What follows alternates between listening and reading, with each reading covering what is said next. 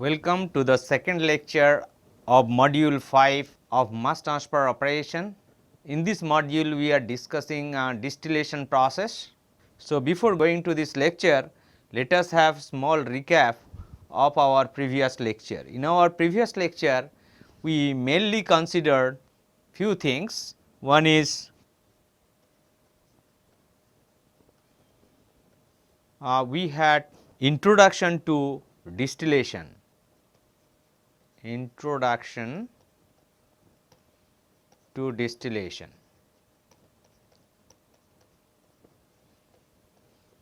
The second thing we considered is constant pressure binary equilibrium diagram.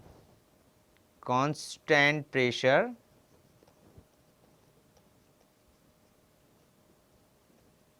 binary equilibrium diagram, and we call it PXY diagram.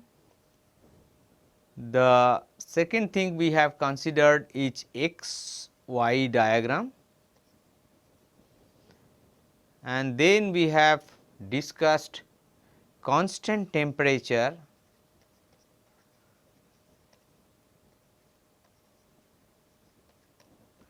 binary equilibrium diagram,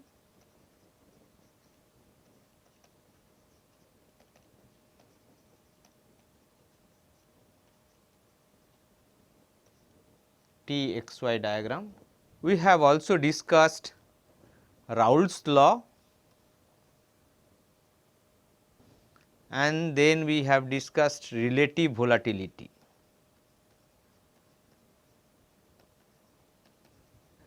In this lecture, we will mainly consider deviation from ideality,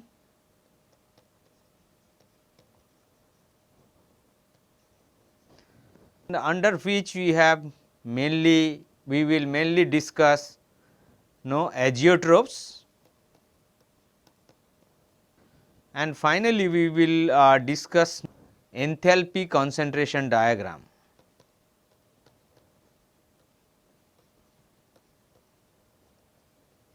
So, all these fundamentals would be very much important and relevant while we go for the designing of the plate columns or packed columns for distillation using different methods. So, if you for ideal cases, ideal gas and ideal liquid, we will consider one method. In case of deviation from non-ideality, then we need to have the energy balance equation, and enthalpy concentration diagram would be important to design the distillation tower.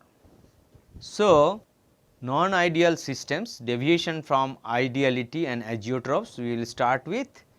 First we will consider non-ideal systems. So, this is the case where the VLE, vapor liquid equilibria, cannot be treated as ideal. That means, we need to have more rigorous models based on multi-component thermodynamics, which are required for the calculation of the vapor liquid equilibria. So, we will not worry about this for a while. We will now discuss about the deviation from ideality and the azeotropes. In most of the time, we deal with the systems where the equilibrium curves have no inflection points, that is for ideal cases. So, the equilibrium curve does not show any inflection point. If there are strong physical or chemical interaction between the components, diagram may look different. So, we will see under the different interactions how the diagram changes its behavior or its pattern. In some such systems, there is a critical composition where the liquid and vapor composition are identical.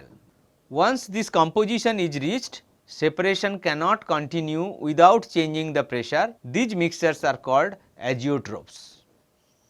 So, composition of the vapor produced from an azeotrope is the same as that of liquid. So, an azeotrope can be boiled at constant pressure without changing composition. So, if we take any azeotropic composition and even if we boil it at a particular pressure, it will not change its composition. As we have seen in case of ideal systems, if we heat up some liquid, it forms the first drop of vapor, and then as long as it reaches its boiling point, then it more vapors forms from the liquid. At that constant pressure, the temperature changes and composition changes. So, in case of azeotrophs, it does not change the composition at constant pressure, even if we heat the solution for a longer time. So, azeotrophs will have minimum or maximum boiling points. In general, the minimum boilers are more common. So, minimum boiling points of the azeotropic mixture are more common than the maximum boiling azeotrophs. A mixture whose total pressure is greater than computed from ideality is said to show positive deviation from Raoult's law. So, if you look into over here in this figure, you can see that this is the ideal behavior of 45-degree diagonal over here, which the partial pressure and the mole fraction changes linearly as per Raoult's law. So, if we see the total pressure curve x and Pt curve, it deviates from this ideal behavior, positive deviation, then it is termed as the non-ideal systems. In this case, the partial pressure of each component are larger than the ideal. So, when the positive deviation from ideality are sufficiently large and the vapor pressure difference of the two components are not too large, you can see over here the vapor pressure of component B over here and vapor pressure of component A is over here. So, there is a very little change of their vapor pressure, then the total pressure curve at constant temperature may rise at a certain liquid composition. So, you can see the total pressure and mole fraction curve Ptx and Pty both reaches a maxima here. A liquid mixture of these characters having the maximum inflection point for the Pt and mole fraction. So, total pressure and mole fraction curve is a constant boiling mixture at this condition, that Ptx and Pty curves touches at a azeotropic point, which is this is the azeotropic point, and its composition corresponding to the xy curve is over here, that is x is equal to y on the 45-degree diagonal of the xy curve. In this case, if we look into the Tx and Ty curve, temperature concentration curve Txy curve, that would pass through a common minima. So, since there is a Txy curve such a common minima, that means this type of mixture is known as the minimum boiling azeotroph. Hence, this mixture is called a minimum boiling azeotrophs. A mixture of this composition gives rise to a vapor of composition identical with the liquid, that is called azeotropic mixture. It consequently boils at constant temperature and without change in composition. Solution like this cannot be separated by ordinary distillation at this pressure, because at this pressure x is equal to y and relative volatility alpha is 1. That is why it is lies on the 45-degree diagonal. Since the relative volatility is 1, so this cannot be separated under these conditions without changing the pressure. The azeotropic composition as well as boiling point changes with pressure. So, composition will change and also its boiling point will change as we change the pressure. In some cases, changing the pressure sometimes eliminate the azeotropism from the mixture. So, we have discussed positive deviation from ideality, and we have seen that the pressure and concentration diagram reaches a maximum at a certain composition, and if we look into this composition, we look for Txy diagram, there is a common minima. So, this type of mixture we called minimum boiling azeotrophs. Now, we will look into the negative deviation from ideality. When the total pressure of the system at equilibrium is less than the ideal value, the system is said to deviate negatively from Raoult's law. So, note that in this case, as with positive deviation, neither vapor association nor liquid dissociation occurs. So, the partial pressure of the constituents of the solution approach ideality as their concentration approach 100%. So, you can see over here in this figure the pressure versus mole fraction diagram, it reaches a common minima at this point, and the y axis over here at Pb is the 100% component B, and also in this axis at this point the component is pure A. So, this is 100% A and this is 100% B. So, the partial pressure of the constituent of the solution approach ideality as their concentration approach 100%.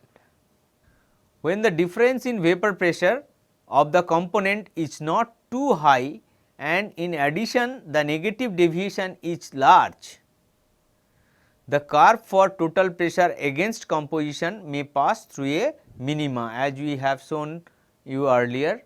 So, it passes through a common minima, the total pressure and mole fraction curve or total pressure composition curve, it passes through a common minima. So, in this case, if we look into the Txy diagram, this composition will pass at a common maxima.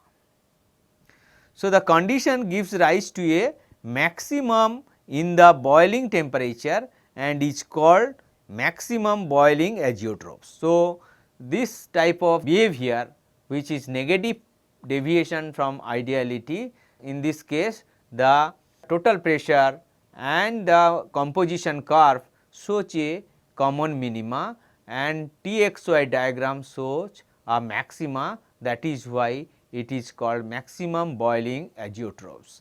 As we have already said before that the maximum boiling azeotrophs are less common than the minimum type. One which is very well known is that of hydrochloric acid water system.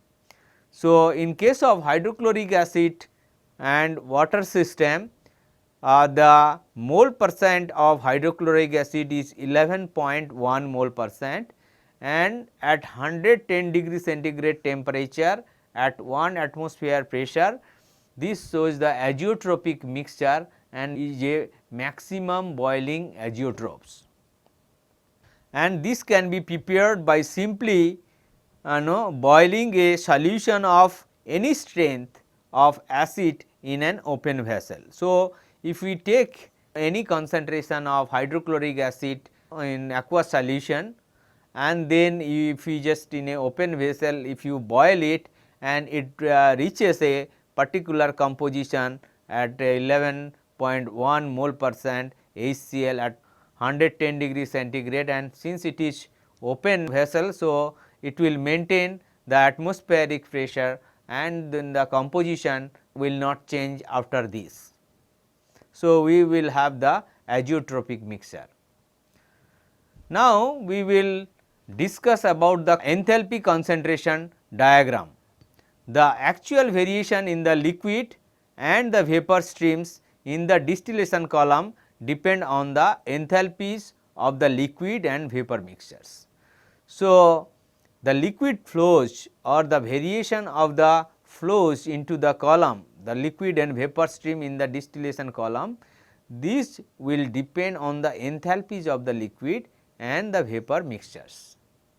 In general, we assume constant molar overflow for design of distillation column. That means, throughout the column, either it is a tray column or packed column, throughout the column the molar flow rate or the molar flow rate of gas as well as liquid does not change from one tray to the other or from one location to the other location in case of the packed hours. So, this limitation we can remove by enthalpy balance in conjunction with the material balance and phase equilibria. So, if we consider enthalpy balance equation along with the material balance equation and phase equilibria as we have done in case of the constant molar overflow, then we need not to worry about it, can consider the variation of the liquid and vapor flows in the column to design the distillation process or distillation column for a particular process, for a particular separation. This part you can see, this is a typical enthalpy concentration diagram. A change in composition of a phase during distillation is accompanied by a change in enthalpy. So, binary vapor liquid equilibria can be plotted as enthalpy versus concentration at constant pressure. So, this is a enthalpy concentration diagram at constant pressure, and that is why it is known as enthalpy concentration diagram, and it is very much useful for the distillation calculation. Now, at a given temperature T and concentration of liquid X, the molar enthalpy of the mixture will include the sensible heat and the heat of mixing of the components. So, any given temperature and the concentration of the liquid X,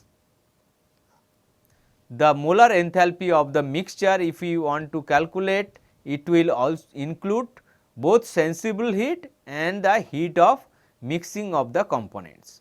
So, this can be calculated from the following equations, where HL would be equal to CL into the temperature gradient TL minus T naught into average molecular weight plus delta HS. Here HL is the molar enthalpy of solution at temperature TL.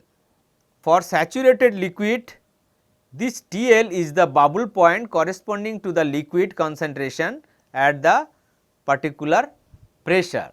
So, HL is the molar enthalpy at temperature TL, and for if it is a saturated liquid, this TL would be the bubble point temperature corresponding to the liquid concentration at the desired at that particular pressure.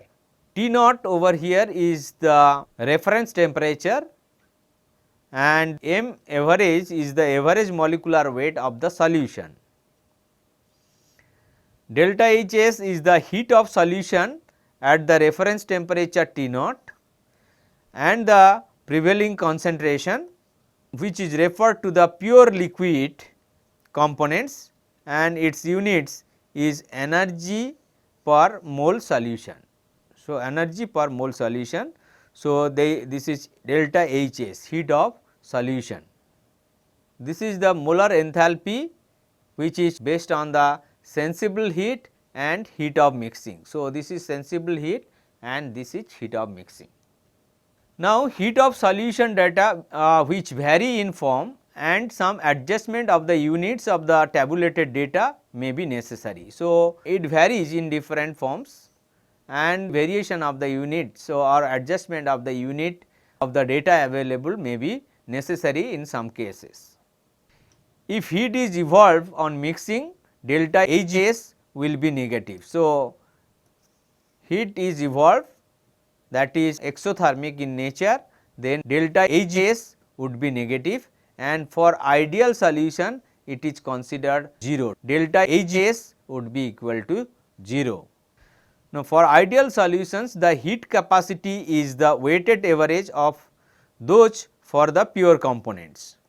If we consider ideal solution, the heat capacity is the weighted average of those for the pure components. So, this will be calculated from the weighted average of the pure component for the calculation of the heat capacity if we consider the ideal solution. Now, for mixture, we usually find very difficult to obtain these mixture values. So, an approximation, that is, we consider, assume the unmixed liquids are heated separately to the gas temperature Tg, and this is the dew point temperature, then vaporized at that temperature, and then the vapor mixed. So, for the mixture, how we find out the values? Now, we assume the unmixed liquids are heated separately to the gas temperature Tg at their dew point, and then the vapor which is generated is mixed at that temperature, and then we can calculate Hv would be equal to Y into Cpa Ma TL minus T naught plus lambda A Ma plus 1 minus Y into Cpb Mb into temperature gradient Tg minus T naught plus lambda b Mb. So, here Cpa and Cpb are the specific heat of pure liquid A and B in energy per mole degree, and lambda A and lambda B are the latent heat of vaporization of pure substance at Tg energy per mole. So,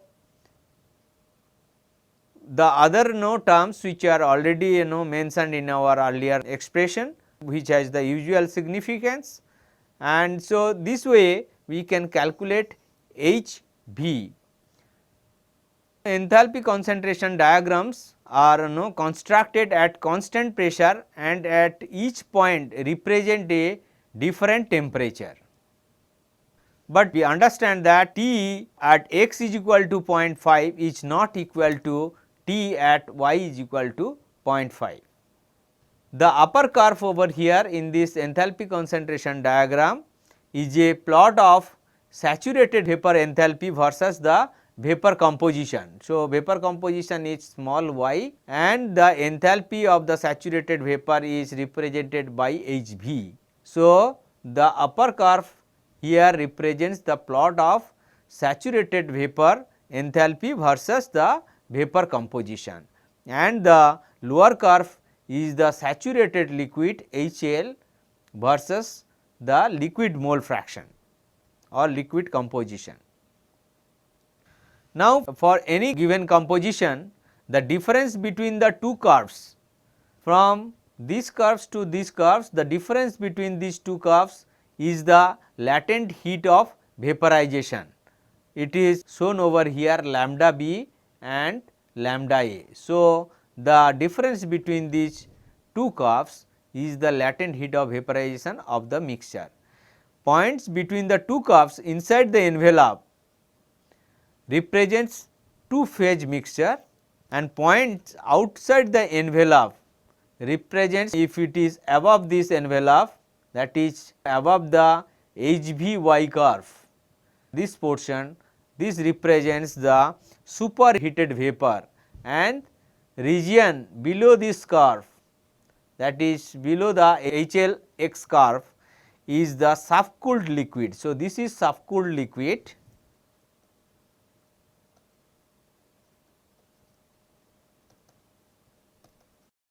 and this is superheated vapor region.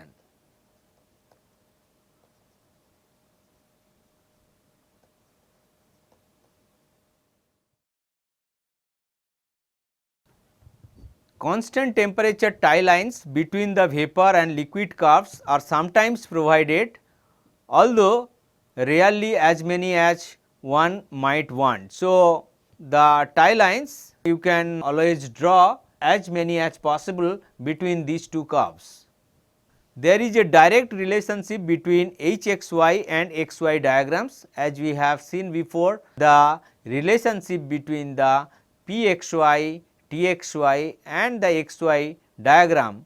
So, similar to that, there is a direct relation between the hxy and xy diagrams. So, if you have tie lines connecting equilibrium liquid and the vapor composition on an Hx diagram, you can use it to construct an xy diagram. So, it is Hxy diagram. So, if you have tie lines which connects the equilibrium liquid and vapor composition in the Hxy diagram, we can use that data to construct xy diagram. The endpoints of the tie lines are at the equilibrium compositions required for xy diagram. So, you can see over here, say constructing an equilibrium curve from an hxy diagram or adding tie lines to an hxy diagram from the data on an xy diagram is a nice construction. That is why place the equilibrium diagram below the hxy and line up the scales. That means, if you have the tie lines and in the hxy diagram, suppose point O and point P here. So, you just draw a vertical line on the xy diagram with the 45-degree diagonal. You have a point over here and then you draw a vertical line from the O and also from this point which intersect on the 45-degree diagonal, draw a horizontal line, that is this one, and this meets at a point G. So, this point is the equilibrium point on the xy diagram. Similar to that, if you take any other point, say over here and over on the tie line and draw the vertical line and then draw the horizontal line, draw the vertical line from here, the intersecting point would be the equilibrium point. So, you can draw as many as you want, from here you can go here, this is one, and you can draw the equilibrium curve. Similar to this, if you have the equilibrium data, you can also draw the hxy diagram with the values of the equilibrium data on the xy diagram. As we have already discussed, starting from a tie line, liquid endpoints on the hxy, drop a vertical line onto the equilibrium plot. This will be an x coordinate. Next, draw a line from an endpoint on the hxy. When you hit the 45-degree line, make a horizontal line from this, and the intersection between the line and the previous line will give you one xy point on the equilibrium curve. This way you can draw the equilibrium line. You can reverse the construction and use any xy diagram to get the tie lines on your hx plot. The x coordinates straight up and mark the intersection with the bubble point curve. They take any y coordinate over the 45-degree line, turn and carry them off and mark the intersection with the dew point curve. So, you have in the hxy diagram, you have dew point curve as well as bubble point curve, and you have equilibrium curve. You just reverse the construction here from the equilibrium point, you go to the vertically and which will intersect the bubble point curve, and then from the take a horizontal line from this intersection point, go vertically which will meet in the bubble point curve and connect them. So, you will get tie lines and you have multiple tie lines you can draw on the hxy diagram. So, now let us take two solutions at I and j. So, which is shown over here, I and j, 2 points, and point I represents I mole of mixture of enthalpy Hi and the concentration Zi.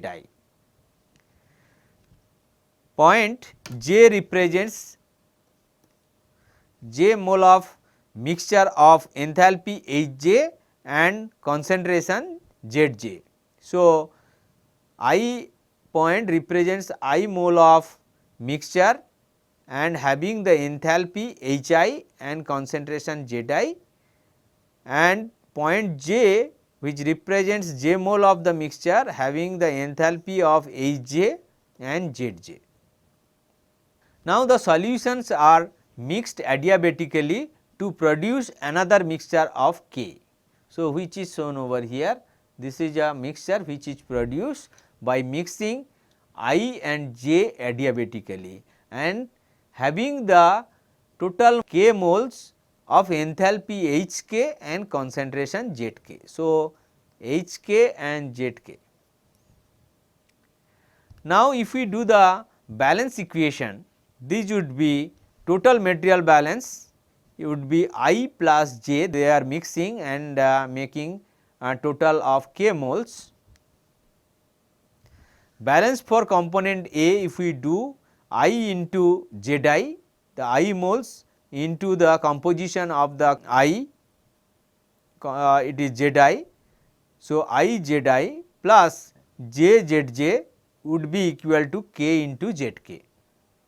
Now, if we do the enthalpy balance, it would be I Hi plus J into Hj would be equal to K into Hk. So, equation 1, 2, 3 are the 3 balance equations which we can write: material balance, component balance and enthalpy balance.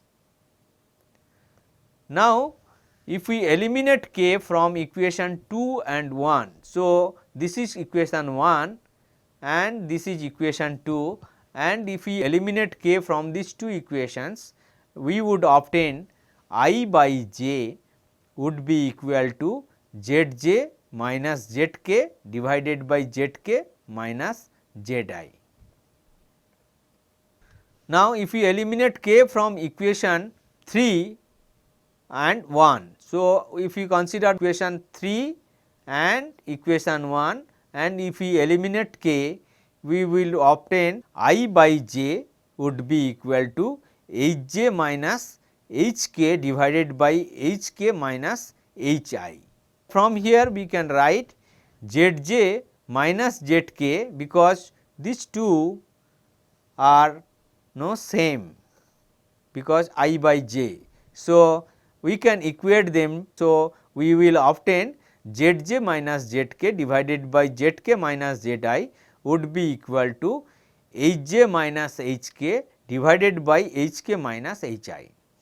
And then if we just rearrange, we will have Hk minus Hi divided by Zk minus Zi would be equal to Hj minus Hk divided by Zj minus Zk. So, the left hand side in this equation is the slope of the section Ik. So, from slope of this section Ik is Hk minus Hi divided by Zk minus Zi, and the other right hand side, this one is the slope of the section Jk. So, the slope of the section Jk is Hj minus Hk divided by Zj minus Zk. So, the points I, J and K are collinear. That means, the point K is on the straight line Ij. So, this K points would be collinear and it is on that line only, straight line. This means that if a mixture J is removed adiabatically from a mixture K, then the mixture I would result. So, if we can remove adiabatically J from a mixture K, then we would obtain I. Now, if we consider another mixture say C over here, it will be useful such a mixture in terms of saturated vapors and liquid. Since distillation is mostly concerned with such mixture, so it would be very much useful in terms of the saturated vapor or saturated liquid, the mixture of that, if the C point we can consider that way. C can be considered the result of adiabatically removing saturated liquid E from saturated vapor F. C can be considered the result of adiabatically removing saturated liquid E, that is here, from saturated vapor F. So, EF is not a tie line. So, here this EF is not a tie line. So, do not confuse with the tie line over here. We have considered any point C, and like earlier case, as we have seen that point I, J, K are collinear in nature, and if we remove adiabatically J from K, we can obtain the composition at I. Similar way, if this considered point C, this could be considered adiabatically removing E from F, and we would obtain the composition at C. So, X E and Y E can be located on the lower diagram as shown. So, we can come up over here from this point vertically over here, and then we can go horizontally, and then we can come from this point vertically, we can obtain the composition here, which is corresponding to Y E and X E, the composition corresponding to E. But this C can equally be considered as having been produced by adiabatically subtracting G, this any point G, from I, and we would obtain this point C. Or it can be also considered adiabatically removing J from K, and we would obtain the composition C. So, by this way any such combination of saturated liquids and vapor given by any line from C which intersects the saturated vapor and saturated liquid curve, so enthalpy curves, that would give this mixture. This when projected to the lower diagram form the curves shown over here. You can see, now if we plot, it would show the curve like this on the lower diagram. Thus, any point C on the HXY diagram can be represented by the difference between the saturated vapor and liquids, and in turn also by a curve on the XY plot. So, also we can plot in the XY curve over here. Now, for the combination F minus E is equal to C, a material balance if we do, it will be E by F would be equal to ZC minus YE divided by ZC minus XE would be equal to line CF, this one, divided by line CE, whole line. This is the equation of the XY diagram of the chord of slope EF, which is shown over here, slope EF drawn between the point YE and XD.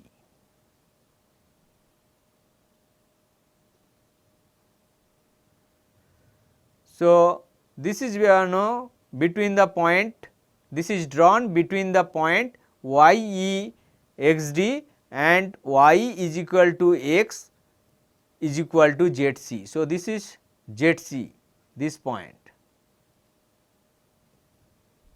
and that is on the 45° diagonal.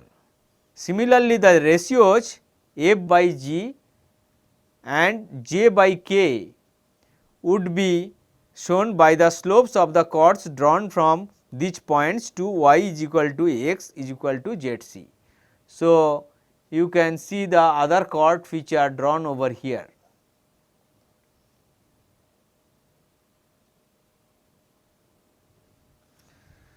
Now, if we consider the geometry of this diagram, which would readily show the following: if the HVy and HLX curves are straight parallel lines which would occur when the molar latent heat of A and B are equal.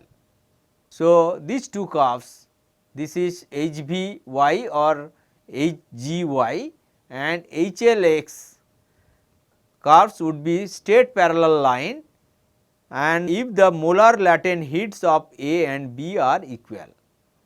If the heat capacities are constant over the prevailing temperature range. So, these two things are required to satisfy that the enthalpy the dew point curve on the enthalpy concentration diagram and the boiling point curve on the enthalpy concentration diagram would be straight and parallel, and if also there is no heat of solution.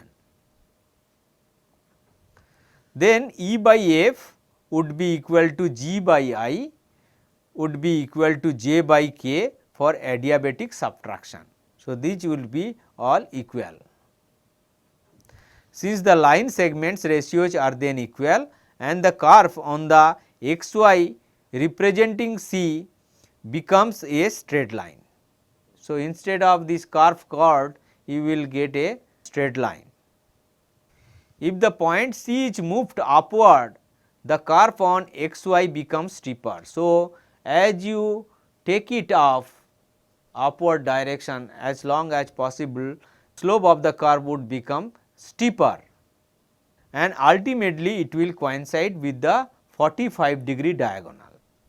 So, when this point C would be taken to the infinite enthalpy. If point C is on the HVy curve, the curve on the xy will become a horizontal straight line. If point C is on the HLy curve, the curve on xy would become a vertical straight line. So, these 2 points please do remember that if C is on this curve HVx curve, then the curve on the xy become a horizontal line, and any point C curve is on the line on the HLX point, this is HLX curve, the curve will be a vertical straight line. From this geometry we can understand the behavior of the enthalpy concentration diagram and how to draw the tie line from the xy diagram, and also if we have hxy diagram, how we can plot the xy diagram, and the concept from the geometry of the enthalpy concentration diagram. So, with this we will conclude our discussion on this second lecture, and thank you for attending this lecture, and we will continue our discussion of distillation process in the next lecture.